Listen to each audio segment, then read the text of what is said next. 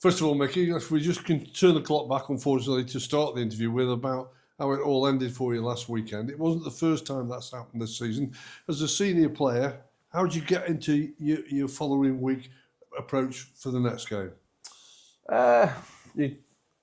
Unfortunately, you've got to put things right. We obviously will revisit it after every game, but then as soon as it's done, we have to move on.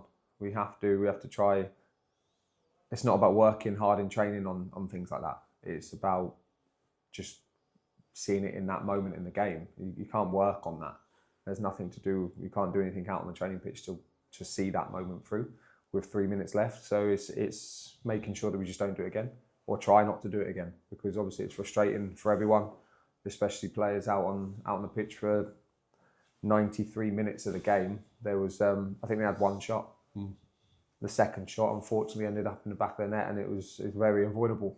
And with a few things, we obviously watched it back, and look, we don't need to go into it now.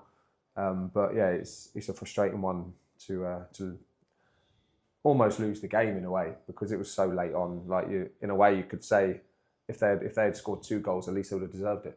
But for me, they didn't deserve that point. I feel like we dominated the game in a lot of areas.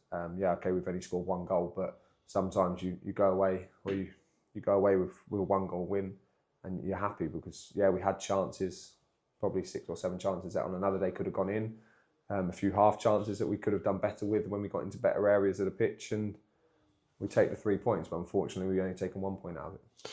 As the skipper, though, and the leader of the team, does it add extra responsibilities for you, and you get more involved with the players? I don't think it should, because I think everyone has to take responsibility. Yeah, okay, it will fall down on me, and then obviously fall down on the gaffer because of the figures that we are in the changing room. But with moments like that, I think it's a collective responsibility. Like, because we've done a game that we've let the gaffer down on that. Because at the end of the day, nothing he could have said or done could have changed that. It's us 11 players that were still on the pitch at the time.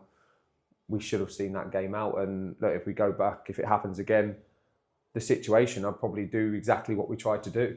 Because there's many games where that's worked in the past. It's just on that occasion, free kick was given. We didn't deal with the long ball up the pitch twice, and where we should have done.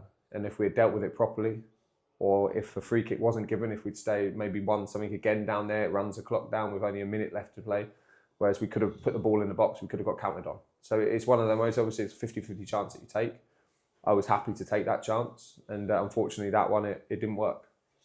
As the old saying goes, the next game is the one that you're exactly. looking forward to. Like you say, we've got another game coming straight away, and we have to go again. We have to try and get 3 points at this time of the season. It's important to put points on the board. It is, because this is the congested league table going into the second half of the season. You're still right in the mix in that congested league table. Yeah, of course we are.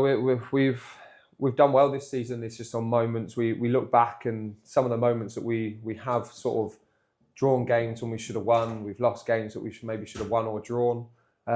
We'd be further up in that table. So we have to take responsibility as players upon ourselves to realise where we've gone wrong, what we've done wrong in those key moments of the game. Whether that's we should have taken a couple more chances and then if that does happen, it doesn't affect us that much. So yeah, we've got to, as players, we need to make sure that we're on it for the whole 95, 96 minutes of the game, and try not to come off it at any point. For you, you're back in the team. You've had that little couple of weeks out through the injury, which is rare. You're very rarely not involved in the team. How are you? You okay? I'm okay. Touch wood. Yeah, I'm okay. Yeah, look, in hindsight, if a couple more weeks would have been a little bit nicer, just to sort of feel myself back in properly and get myself properly fit. But for one reason or another, I feel the knee feels okay. So that meant I can come back. That's like I've always said, if it feels well enough to be out there, then I'll be out there, because I hate missing the games. I hate not being able to affect them as I can when I'm on the pitch.